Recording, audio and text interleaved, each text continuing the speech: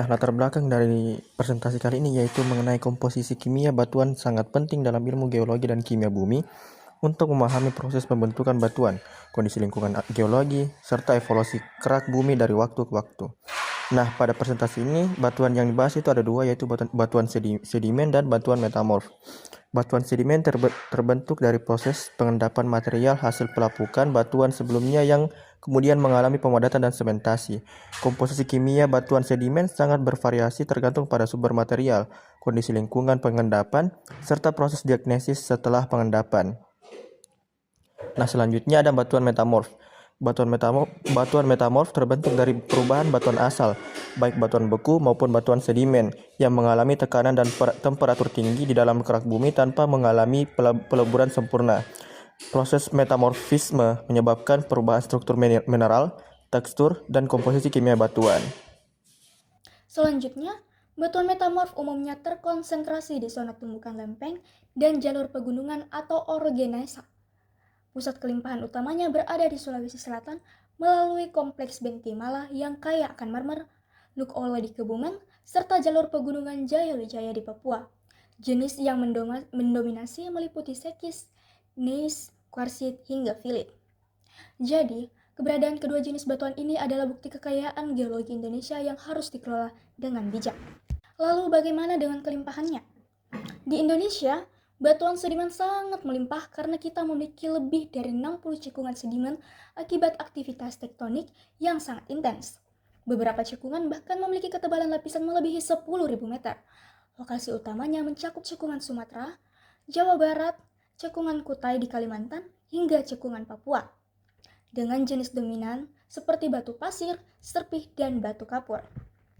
Indonesia bukan cuma kaya di permukaan, tapi juga luar biasa di bawah tanahnya. Kali ini kita bicara soal dua pilar geologi kita, yaitu batuan sedimen dan batuan metamorf. Keduanya bukan cuma sekedar batu, tapi sumber kekayaan bangsa. Jika dilihat dari potensi yang menggerakkan ekonomi, kita lihat dari sisi potensi batuan sedimen, di mana batuan sedimen merupakan aset energi yang sangat vital karena berfungsi sebagai sumber dan reservoir utama dari minyak serta gas bumi.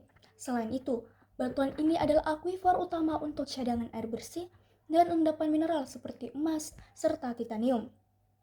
Di sisi lain, batuan metamorf memiliki nilai ekonomi tinggi di sektor konstruksi, seperti marmer untuk dekorasi mewah, serta sektor industri melalui kandungan grafit, mika, dan garnet.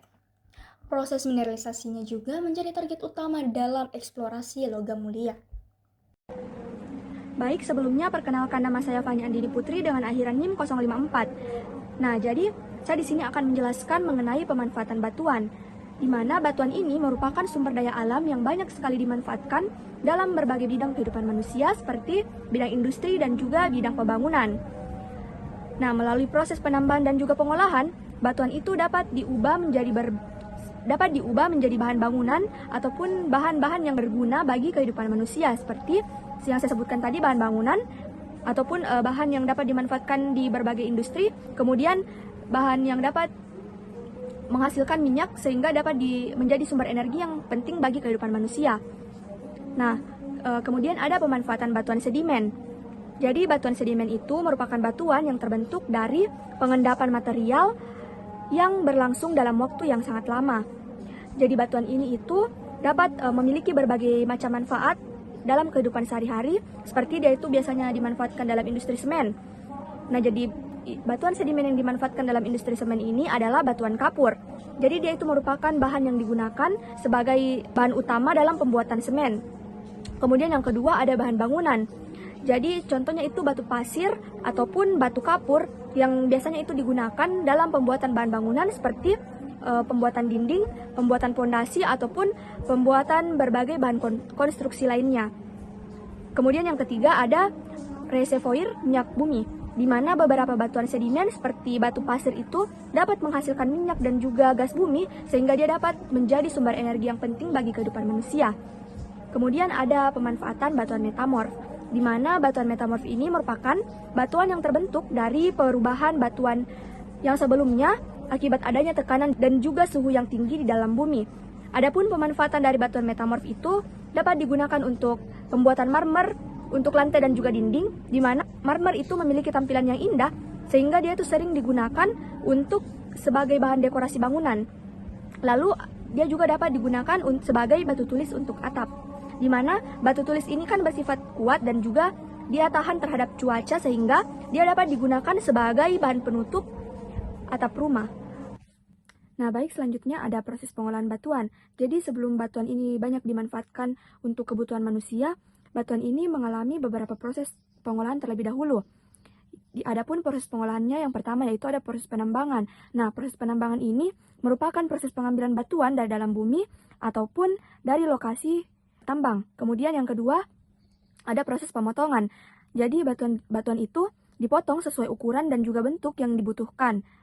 Kemudian yang ketiga ada pemurnian bahan, di mana proses pemurnian bahan ini mencakup proses pemisahan batuan dari kotoran ataupun material yang lain agar dia itu bisa mempertahankan kualitasnya dengan baik, atau dia dapat membuat kualitas batuan itu menjadi lebih baik. Nah, untuk slide selanjutnya ada industri yang biasanya memanfaatkan batuan. Jadi ada beberapa industri yang biasanya memanfaatkan batuan untuk proses pembuatan produknya. Seperti yang pertama ada industri semen, kemudian ada industri konstruksi dan juga bangunan, dan ada industri keramik, serta ada industri pertambangan minyak dan juga gas. Baik, itu saja dari saya. Untuk materi selanjutnya akan dijelaskan oleh rekan saya. Untuk selanjutnya itu ada dampak pelapukan kimia batuan sedimen. Nah, pelapukan kimia batuan sedimen itu dapat menyebabkan oksidasi piring yang menghasilkan asam sulfat. Nah, proses itu dapat memicu drainase asam tambang yang mencemari air dan logam berat. Pencemaran itu dapat merusak ekosistem sungai dan tanah. Terus oksidasi karbon organik dan pelarutan karbonat juga dapat melepaskan CO2 ke atmosfer sehingga berkontribusi terhadap perubahan iklim. Lalu ada juga erosi yang dapat mempercepat menurunkan kesuburan tanah. Untuk selanjutnya ada solusinya itu ada vegetasi penutup tanah yang digunakan untuk menstabilkan tanah dan juga memperlambat proses pelapukan. Ada juga bioremediasi mikroba yang untuk menguraikan kontaminan organik. Setelah itu ada enhanced rock weathering, ada penggunaan biochar dan zeolit, dan soil washing.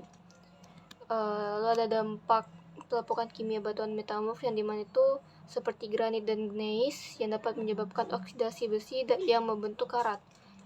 Proses itu dapat melemahkan struktur batuan pada zona pelapukan dan mempengaruhi kestabilan lereng.